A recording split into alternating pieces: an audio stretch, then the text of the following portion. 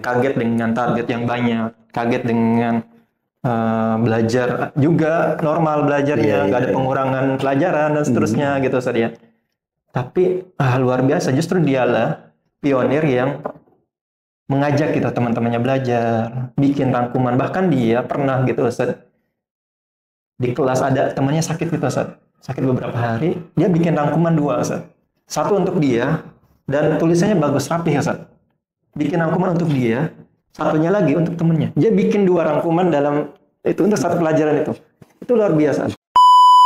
Yang terpenting kita sebagai guru, sebagai orang tua ya Ustaz, mindsetnya adalah pembiasaan Quran, bukan targetingnya. Target itu biarkan mengalir, insya Allah sampai ke tujuan ketika lulus. Yang terpenting adalah pembiasaan dengan Qurannya.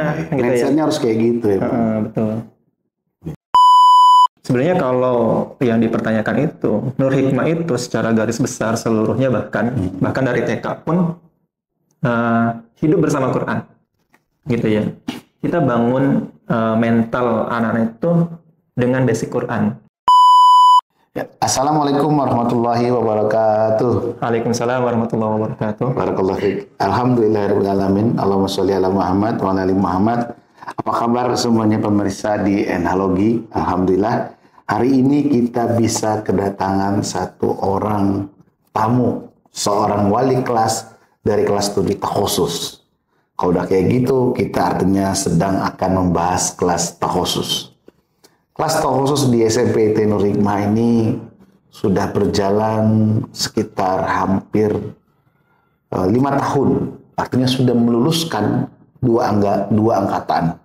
Dan saat ini kelas 7 takhusus sudah ada, kelas 8 takhusus sudah ada, kelas 9 takhusus sudah ada, dan sudah meluluskan 2 angkatan. Nah, untuk mengetahui lebih dalam seperti apa kelas takhusus, saya sudah menghadirkan salah satu sahabat kita semuanya, Ustadz Gunawan. Assalamualaikum Ustadz. Waalaikumsalam. Barakallahu fiik. Ustadz Gunawan ini adalah seorang wali kelas di kelas 7 takhusus yang sebelumnya sangat fokus terkait dengan kelas takhusus ya. Jadi saya pikir kita berhadapan dengan orang yang sangat tepat ya Bunda. Gimana kabar Ustadz, sehat? Alhamdulillah. Alhamdulillah ya. Lagi sibuk apa Ustadz? Ujian. Sekarang saya persiapkan Ujian apa Ustadz? Jadi ya PH aja sih. Oh, PH ya. Anak-anak persiapan pramunakasya dan seterusnya. Barakallahu fiik.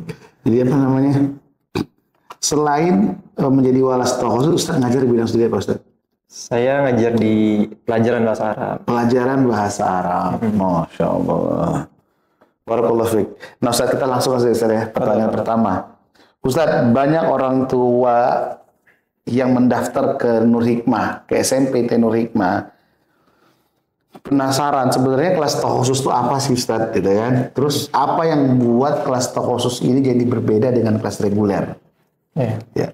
Jadi izin Ustadz. Jadi yang pertama, kelas ini sesuai namanya ya, takhusus, yang artinya khusus gitu ya. Jadi harapannya kita bangun kelas ini adalah kita mau bentuk sesuatu yang spesial, yang khusus di kelas ini Ustaz. Ya. Dari mulai yang pertama Quran. Kenapa Quran ya? Pertama Quran ya. Quran. Kenapa? Karena dulu ada seorang orientalis ya sebenarnya nulis, tapi ini bisa jadi referensi yang baik buat kita. Kata beliau itu, di zaman keemasan Islam itu, orang-orang itu menghafal Quran itu biasa saja sebenarnya. Jadi bukan hal yang luar biasa. Menghafal Quran itu? Biasa saja sebenarnya. Tidak membuat dia jadi apa dan seterusnya. Tapi semua orang hebat, orang besar itu Ustaz, itu pasti menghafal Quran. Jadi nggak ada istilahnya orang hebat itu nggak hafal Quran. Menghafal Quran atau hafal Quran Ustaz? Hafal Quran. Hafal Quran. Ya, jadi nggak ada istilahnya orang-orang hebat itu tidak hafal Quran. Nah, maka kita coba bangun ruhnya di kelas ini adalah dari Quran, gitu ya, dari Quran dulu.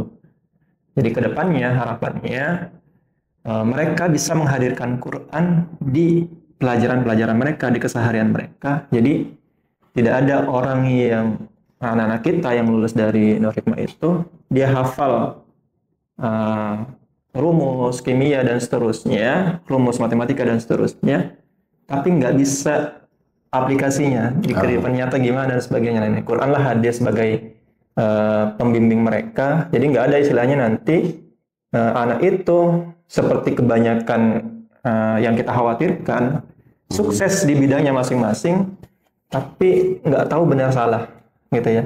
Tapi korupsi dan seterusnya. Jadi kita bekali dengan Quran dulu, diawali dengan itu. Itu yang ide utamanya, yang spesial dari kelas khusus juga, Ustaz. Ini intensitas pembelajarannya itu. Jadi kita mau belajarnya mereka itu tidak hanya sekedar belajar, tapi tahu kenapa hal ini dipelajari, nantinya ke depannya juga implementasinya gimana dan seterusnya. Itu sih secara garis besarnya ya. Oke. Jadi memang kalau saya nanya tadi, perbedaan antara kelas reguler dan khusus ini lebih kepada apa? Pendalaman Al-Qur'annya, Ustaz ya. Betul. Penguatan Al-Qur'annya. Nah, jadi terus target hafalannya, Ustaz, target hafalan anak-anak. Sebenarnya kalau di kelas khusus tuh berapa targetnya, kelas reguler tuh berapa targetnya, Ustaz? Ya. Nah, kalau di secara target hafalan Quran, yang pertama di kelas reguler itu 3 juz. Jadi 3 juz. Artinya 3 juz di SMP Nur Hikmah ini adalah melanjutkan hafalan yang sudah ada ya. Kalau seandainya kalau dari SD Nur Hikmah dia sudah hafal misalnya 6 juz, ya kan? Artinya dia tinggal nambah 3 juz lagi. Ya, melanjutkan yang dulu di SD, tapi dengan cek lagi ada tes-tes dan seterusnya. Iya. Nah, kalau di kelas khusus itu 2 kali lipatnya, dan harapannya bisa lebih, yang gitu ya. Dan itu sebenarnya sesuatu yang sangat mudah. Yang terpenting niat ya. Niat-niat ya untuk hafal, untuk menghafal dan sebagainya, insya Allah selalu dibimbing oleh ustadz sajanya gitu ya. Dan durasi yang pas insya Allah bisa ketika lulus itu minimal 6 juz gitu ya di kelas khusus. Iya. Jadi ada orang tua juga yang berpikir gini, algoritmanya itu mereka tuh berpikir kayak ideal karena anaknya di SD sudah hafal misalnya 7 juz misalnya. Karena SMP tentu anaknya sudah lebih matang, lebih banyak lagi dong hafalannya, gitu kan. Padahal di usia SMP ini kan masalahnya bukan kayak gitu kan. Tapi kan dia juga secara pertumbuhan fisiknya, kehidupan batinnya ketika dia masih SMP itu berjuang banget anak-anak SMP itu kan. Betul. Iya. Makanya dalam pelaksanaan Quran itu juga 6 juz ini adalah sesuatu yang disebutkan Ustaz Gunawan tadi itu dengan terukur lah ya. Sangat terukur lah 6 juz ini. Bukan kok terlalu sedikit atau terlalu banyak, enggak. Ini proporsi ya Ustaz ya. Ya, insya Allah ya. Kita coba mengamalkan sebenarnya dulu seorang tabiin itu bilang kami diajarkan oleh guru-guru kami. Maksud beliau itu adalah para sahabat yang mengajarkan Quran itu. Bahkan nggak lebih dari 10 ayat. Gitu ya. Maksudnya 10 ayat apa nih Ustaz? Jadi para tabiin itu tidak lanjut hafalan dari 10 ayat tadi sebelum bisa mengamalkan ayat-ayat itu, kan gitu ya. Nah, harapan kita ya tadi, karena motifnya bukan cuma menghafal dan sebagainya, tapi coba mengamalkan minimal dari akhlaknya dulu dan sebagainya. Jadi 6 juz itu sesuatu yang realistis dan kita sudah di tahun ke-6 insya Allah di tahun depan ya. Jadi banyak evaluasi dan insya Allah itu yang terbaik. Dan sebenarnya itu kalau kita hitung secara tertulis itu sangat jauh, ya sangat mudah. Karena itu setengah dari durasi belajar ya, dari jam belajarnya sebenarnya.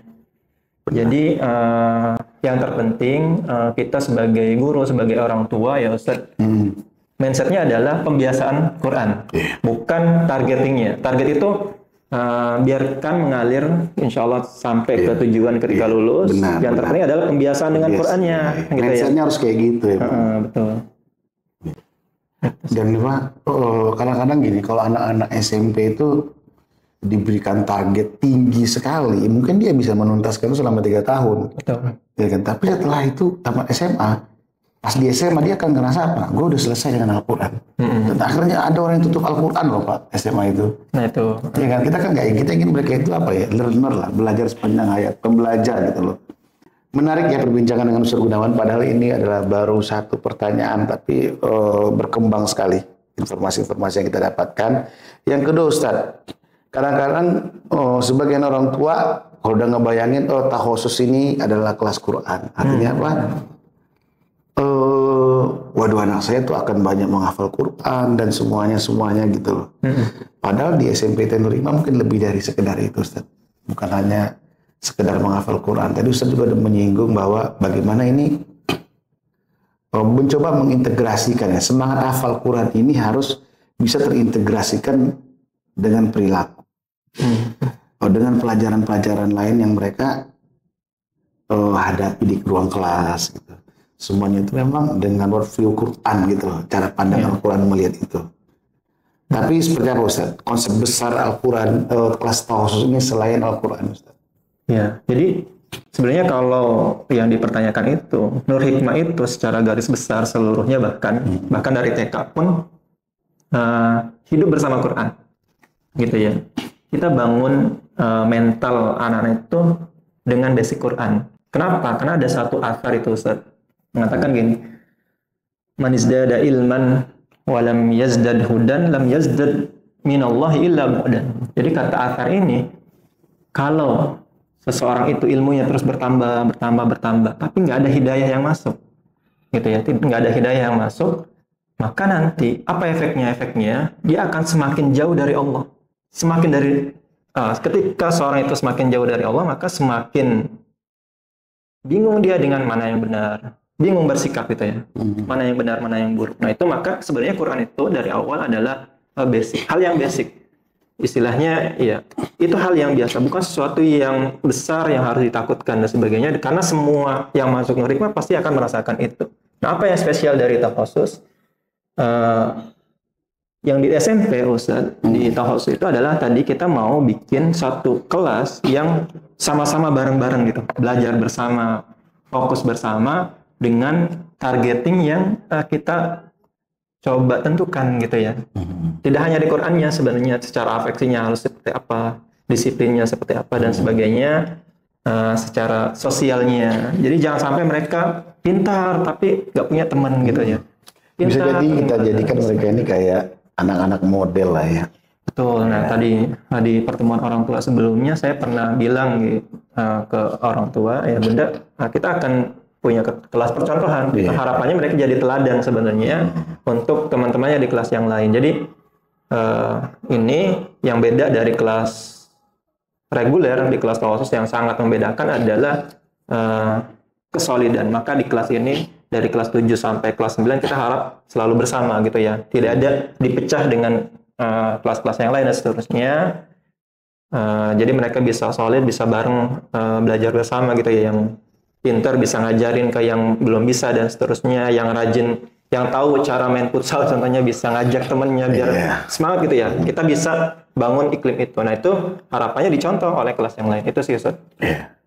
Masya Allah. Nah kalau jumlah satu kelas reguler apakah sama dengan jumlah satu kelas takhusus? Nah target kita sebenarnya akan ideal ya Ustaz di tahun depan. Jadi harapannya sama Ustaz. Sama ya, artinya sama ya 24 kita maksimal 24 per kelas. Satu anak, satu ruang satu kelas. Ruang. 24. Jadi dia itu dipisah ya. Dipisah. Laki-laki 24 kelas takhusus, perempuan 24 kelas takhusus. Betul. Artinya potensial banget ayah bunda ini untuk daftar di kelas takhusus. Kalau tahun lalu kita memang pakai hijab ya konsepnya Ustaz. Pakai hijab. Jadi memang orang tua yang pengen masuk kelas takhusus itu kita terbatas. Gitu. Kenapa? Kita juga membangun kondusivitas dalam belajar. Nah, hari ini kesempatan itu jadi dibuka seluas-luasnya Ustaz. Betul. Kepada ayah bunda yang ingin memasukkan anaknya ke kelas takhusus ini. Seperti kata Ustaz Gunawan tadi, ini adalah bagian dari kelas teladan insya Allah. Jadi kita bilang kelas teladan itu, yang kita teladan itu Rasulullah gitu ya. Betul. Nah Ustaz, selain tahfiz, anak-anak juga kan difokuskan pada penguasaan 3 bahasa. Iya. Kemarin Ustaz juga menjelaskan di forum Zoom. Dan juga kemampuan berpikir kritis. Nah gimana sekolah menggabungkan semua itu Ustaz? Udahlah Al-Quran, udahlah belajar berbahasa. Kenapa 3 bahasa ini adalah bahasa Indonesia, bahasa Inggris dan bahasa Arab. Ya kan? Dan juga menstimulus anak-anak untuk berpikir kritis. Betul, betul. Nah, segimana tuh kira-kira ada program apa, pendekatan seperti apa, pengawalan seperti apa, sehingga ini bisa sukses Ustaz di kelas khusus kita Ustaz? Ya, alhamdulillah sebenarnya secara data ya anak-anak kita mayoritas di SMP itu sudah menguasai 2 bahasa Ustaz. Jadi bahasa Indonesia, alhamdulillah, yang kedua bahasa Inggris. Jadi mayoritas bisa diskusi, tertulis dan seterusnya itu bisa. Jadi kita PR-nya satu lagi sebenarnya, maka di kelas khusus itu yang membedakan dengan reguler adalah di bahasa Arab. Jadi harapannya setidaknya hal-hal yang sering terulang, contoh mau izin, mau menerangkan, mau nanya dan seterusnya itu bisa berbahasa Arab. Nah, kedepannya anak-anak itu bisa pembiasaan, kan bahasa itu pembiasaan. Seperti kita lahir itu kita nggak ngafalin kosakata apa dan sebagainya, ya dengar saja gitu ya. Maka ketika circle-nya sama berbahasa Inggris atau berbahasa Arab, maka insya Allah nanti kelamaan bisa gitu ya. Nah, harapannya kita bangun bangun lingkungan itu gitu Ustaz, untuk bahasa. Yang kedua dari sisi belajarnya kritis. Tadi makanya kita bekali dulu dengan Quran. Karena dulu istilahnya ilmu filsafat saja sebelum dikenal oleh orang-orang Islam, itu filsafat itu ya sebagai teori saja gitu saja, tidak menghasilkan sesuatu gitu ya. Bagus filosofi dan sebagainya, tapi nggak ada setelahnya apa gitu ya. Tapi ketika itu masuk diterjemahkan ke dalam bahasa Arab, dikenal oleh orang-orang Islam, maka bermanfaat gitu. Belajar filsafatnya bermanfaat. Muncullah ilmu satu bidang ilmu khusus namanya usul fiqh, dan basicnya ya ilmu filsafat sebenarnya kan gitu ya. Tapi bermanfaat untuk kita tahu hukum ini dan sebagainya, kan gitu ya. Jadi itu yang mau kita bangun, kritis tapi dengan basic, gitu ya. Punya basic Quran dulu dan mereka harus kritis, tidak apa yang diajarkan tuh dihafalkan, didengar, ditelan, habis itu udah hilang gitu ya. Ketika lulus masuk SMA bingung lagi, kayak nggak pernah belajar gitu. Itu yang saya maksud. Jadi insya Allah bisa, dan PR-nya adalah siap nggak kita masuk ke kelas ini? Modalnya mau nggak gitu ya? Itu sih, mau nggak? Kalau mau insya Allah bisa. Iya, jadi emang memunculkan minat dulu di kelas khusus ini. Betul. Iya. Artinya apa? Memang ada kurikulum khusus lah Ustaz ya kalau dibilang ya. Artinya untuk kelas khusus ini pendekatan pendidikannya memang agak lebih khas aja kali Ustaz ya. Iya, jadi mungkin kurikulumnya sama Ustaz, tapi pendekatan pengajarannya, pendekatan penerapan kurikulumnya itu yang kita coba rancang khusus untuk kelas ini gitu ya. Iya, siap Ustaz. Nah, keseharian anak-anak kelas khusus itu seperti apa Ustaz? Yang pasti mereka kan masuk itu di jam berapa anak? Jam 7 jam ya? 7. Pulang pukul 4 insya Allah. Pukul 4, sudah 16 ya. Nah, keseharian mereka itu bisa digambarkan nggak Ustaz secara garis besar Ustaz? Iya, jadi kalau di kelas khusus diawali dengan budaya pagi Ustaz. Budaya pagi. Budaya pagi itu macam-macam, ada senam gitu Ustaz, ada upacara, nanti ada speech, literasi, bedah buku. Itu ya, ada mentoring dan seterusnya. Itu berapa jam tuh Ustaz? Anak-anak budaya pagi setiap hari itu? Kurang lebih 45 menit Ustaz. 45 menit. Nah, nanti dilanjutkan dengan Al-Quran. Belajar Al-Quran. Itu 2 sesi. Setiap hari 2 sesi. Harapannya fokus di 3 hal Ustaz. Yang pertama, tilawahnya diperbaiki bacaannya. Yang kedua, hafalan barunya distorkan, diperdengarkan ke gurunya. Yang ketiga, murojaah. Jadi mereka bagus secara bacaan, punya hafalan baru setiap harinya, dan dipertahankan, dikuatkan dengan murojaah gitu ya. Maka kita butuh 2 sesi tadi. Nah, setelah itu istirahat, dilanjut setelah istirahat belajar. Pelajaran yang lain gitu sih Ustaz ya. Terus sholat zuhur, makan siang, dan sesi selanjutnya di pelajaran gitu sih Ustaz. Sampai pukul 3.15 karena waktunya asar ya Ustaz. Asar. Nah, kalau hari Jumat apakah sama Ustaz jam belajar anak-anak kelas khusus ini? Nah, di hari Jumat ada yang berbeda Ustaz. Itu jadi setelah sholat Jumat, anak-anak akan ada eskul. Ada eskul, itu macam-macam eskulnya, nanti sesuai minatnya masing-masing sih Ustaz. Jadi memang tapi pembelajarannya di hari Jumat itu semuanya full Quran Ustaz. Nah, di tahun ajaran depan insya Allah sama di hari-hari sebelumnya gitu ya. Jadi Senin sampai Jumat itu dua sesi pertama akan dipakai Quran, mulai dari sesi ketiga dipakai untuk pelajaran yang lain. Gitu Ustaz. Nah, harapannya itu akan ideal. Jadi anak-anak selalu belajar Quran setiap hari dan mereka punya asupan pelajaran lain juga setiap hari gitu Ustaz. Nah, setelah beberapa 2-3 dari yang terakhir Ustadz, pengalaman Ustadz selama ini mendampingi anak-anak kelas takhusus, ada nggak sesuatu yang amaze banget dari anak-anak kelas takhususnya apa? Nah, alhamdulillah yang luar biasa ya qadarullah, dan kita juga nggak nyangka Ustadz, yang terjadi setiap tahunnya ketika wisuda itu anak takhusus itu menjadi anak-anak yang terbaik gitu secara ranking. Walaupun kita juga mereka, walaupun kita sebenarnya nggak ada ranking gitu kan, tapi mereka nilainya terbaik dari satu angkatannya itu. Masya Allah, mungkin berkah dari Quran, berkah dari circle-nya yang baik-baik yang selalu. Harapannya kita menjaga ini. Nah, selama 2 tahun terakhir, alhamdulillah lulusan 2 tahun itu semuanya bagus, selalu punya ranking terbaik dari takhusus gitu ya. Baik dari akademiknya, dari non akademiknya juga. Jadi kita bisa masuk ke semuanya. Jadi kalau istilahnya tadi, apakah dia banyak sesi Qur'annya akan mengurangi hal yang lain di akademiknya, di olahraganya dan seterusnya? Alhamdulillah enggak, justru malah mendukung gitu ya. Belajarnya karena mereka lebih fokus gitu ya. Kapan harus belajar, kapan harus main, kapan harus olahraga dan seterusnya gitu. Terus Ustadz itu sangat luar biasa dan kita nggak nyangka, oh ternyata bisa gitu. Bahkan ada dulu di angkatan pertama Ustadz, kita nggak nyangka dia juga dengan ya ini namanya angkatan pertama gitu ya, kaget dengan target yang banyak, kaget dengan belajar juga normal belajarnya, nggak ada pengurangan pelajaran dan seterusnya gitu Ustadz ya. Tapi luar biasa, justru dialah pionir yang mengajak gitu teman-temannya belajar, bikin rangkuman. Bahkan dia pernah gitu Ustaz, di kelas ada temannya sakit gitu Ustaz, sakit beberapa hari, dia bikin rangkuman 2 Ustaz. Satu untuk dia dan tulisannya bagus rapi Ustaz. Bikin rangkuman untuk dia, satunya lagi untuk temannya. Dia bikin 2 rangkuman dalam itu untuk satu pelajaran itu. Itu luar biasa. Jadi sesolid itu seorang anak takhusus gitu Ustaz. Jadi temannya yang sakit tadi tuh punya gitu. Tanpa harus dia nanya, tanpa harus nih, itu luar biasa.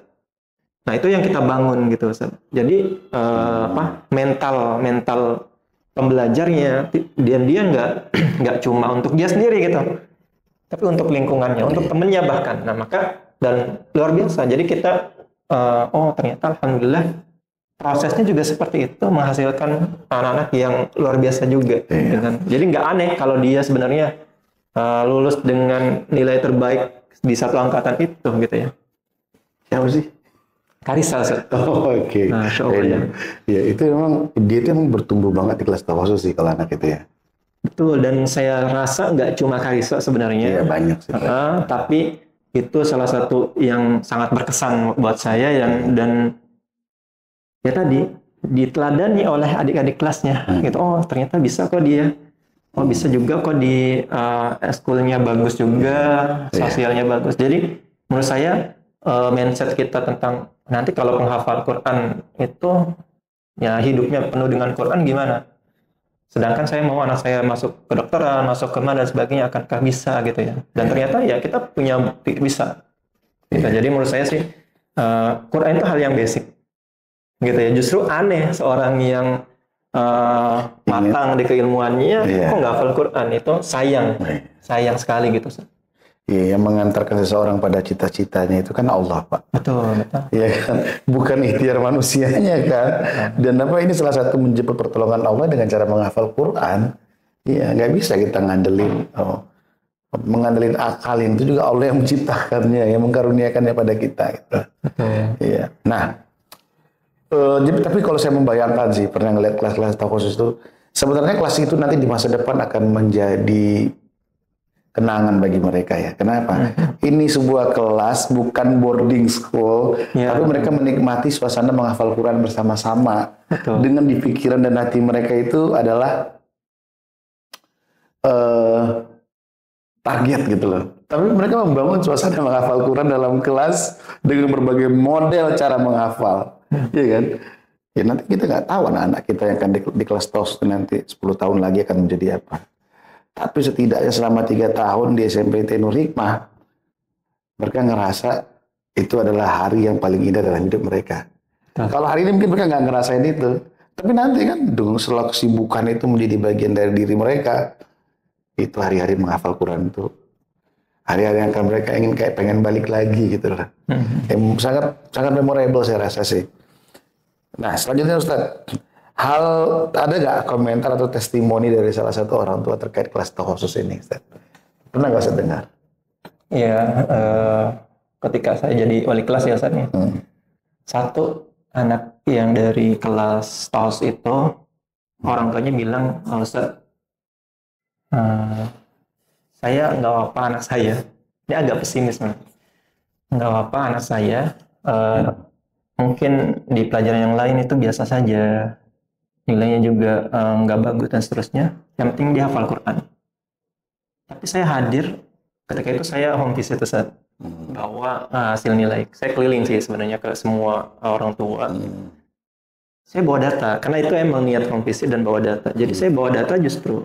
Saya bilang ke orang tua, ayah bunda justru kalau lihat data, dia mungkin secara ranking di kelas kita yang 20 orang itu terkecil gitu ya. Yang 14 orang itu terkecil. Tapi kalau kita lihat di angkatan, bahkan nilai dia yang terkecil itu yang terbaik. Maka orang tuanya, Masya Allah, saya nggak nyangka. Karena ada 144 anak kan. Betul. Angkatan itu kan. Ya kan? Jadi dia ngerasa di khusus standarnya. Nah, jadi ketika saya bilang gitu, orang Masya Allah, ternyata ternyata sejauh ini, Alhamdulillah, berarti ya, itu mungkin keberkahan dari tadi ya, keberkahan dari teman-teman yang soleh-soleh, gitu ya, yang Quran setiap hari dan sebagainya. Jadi, ternyata emang tadi benar kata Ustaz, perasaan itu hasilnya akan dirasakan terakhir gitu ya. Nggak tahu tadi ketika prosesnya susah menghafalnya, belajarnya juga luar biasa cepat gitu ya. Tapi alhamdulillah ternyata ini hasil usahanya di akhir. Jadi data yang saya bawa ke orang tua itu justru bikin kaget juga gitu ya. Kita juga nggak nyangka gitu. Jadi alhamdulillah ya, dan saya baru pertama kali jadi wali kelas ketika itu dan merasa ternyata hal yang diharapkan oleh orang tua gitu dari anak-anaknya itu sesederhana itu aja. Sederhana, anaknya bisa senang ngikutin ini, progresnya tidak tertekan dan sebagainya, dan dia ternyata dengan ngalir saja pun dia terbaik gitu satu angkatan gitu. Itu sih Ustaz. Iya, touching banget sih itu. Barakallahu fiik.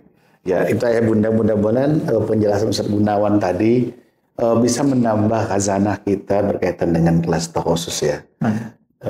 Artinya di sini kelas khusus menjadi kelas yang kita harapkan anak-anaknya itu bisa menjadi teladan bagi teman-teman yang lain, yang mana basicnya itu dibekali dengan Al-Quran.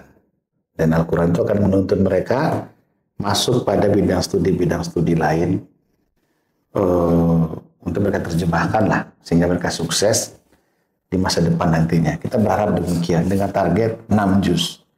Tapi tentu ada nggak sih Ustaz anak-anak khusus itu bosan gitu Ustaz, menghafal terus. Tapi itu bagian dari remaja sih ya. Jadi sebenarnya kalau penghafal Quran itu pasti merasakan futur namanya Ustaz. Itu malah ada jadi masa-masa itu. Ya, pasti ada masa itu, dan justru itulah yang harus mereka lewati. Kenapa? Karena ketika mereka bisa melewati futur itu, malasnya, apanya sebagainya, itu yang menjadi kelebihan mereka. Mereka tahu kalau saya lagi malas saya harus gimana. Dulu ada satu alumni lagi Ustaz bilang, saya itu kalau ngafal itu susah, saya nangis Ustaz. Saya nangis. Justru ketika saya luapkan itu dengan kok susah banget, saya ngafal dan sebagainya, kok nggak masuk-masuk. Ketika selesai nangis, saya ngafal lagi. Itu semuanya seperti nggak ada halangan ngafal gitu. Jadi luar biasa cerita-cerita mereka itu. Keren banget sih, keren itu luar banget. biasa sih Ustaz. Jadi itu hal yang pasti gitu Ustaz. Hal yang pasti mereka rasakan. Tapi justru itulah gitu ya. Inna ma'al usri yusra gitu ya. Justru nggak ada itu kemudahan-kemudahan rasa nikmatnya. Ibarat kita berpuasa gitu ya. Minuman yang air putih itu nggak senikmat ketika kita berpuasa gitu, Ustaz. Itu yang mereka rasakan gitu, Ustaz. Masya Allah. Yang mungkin saya juga nggak tahu rasanya gitu ya. Hanya mereka yang tahu rasanya. Nah, itu sih. Jadi bukan hal yang harus ditakuti. Justru itulah kesempatan yang harus dicari gitu ya. Itu sih, Ustaz. Barakallahu fiik. Iya. Artinya memang banyak sekali ya pengalaman-pengalaman hidup yang mereka dapatkan ketika usia remaja ini dalam menghafal Quran. Oh iya, Masya Allah. Iya. Wah, keren sih.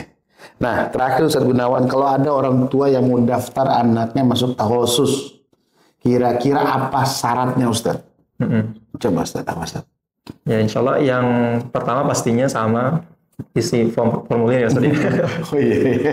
Itu jangan lupa diisi formnya. Yang kedua nanti ikutin progresnya saja sih, Ustaz ya. Nanti ada jadwal ujian. Ada syarat-syarat ini nggak Ustaz? Oh, harus hafal Quran minimal berapa juz sebelum masuk takhusus itu? Ya, yang spesial sebenarnya yang beda dari kelas yang lain adalah di kelas takhusus harapannya mereka pernah menghafal 1 juz, Ustaz. Pernah menghafal lah. Pernah menghafal. Sudah punya budaya menghafal lah ya. Betul, di juz 30 harapannya mereka sudah tahu atau sudah punya pengalaman gitu, Ustaz. Di juz 30 ya, Ustaz ya. Nah, insya Allah sih mayoritas kita di sekolah-sekolah sekarang sudah pernah gitu ya, Ustaz ya. Jadi insya Allah sih mudah sih syarat itu. Mudah, iya. Yang paling pertama seperti diskusi kita sebelum ini, minat. Yang penting berminat gitu. Betul. Iya. Kalau seandainya ayah bunda dan anaknya punya minat, insya Allah itu akan lebih mudah dalam proses sukses di kelas takhusus ini, Ustaz ya. Iya. Oke, saya pikir cukup ayah bunda semuanya sharing kita yang sangat inspiratif ini bersama Ustaz Gunawan berkaitan dengan kelas takhusus di SMP Tenur Hikmah.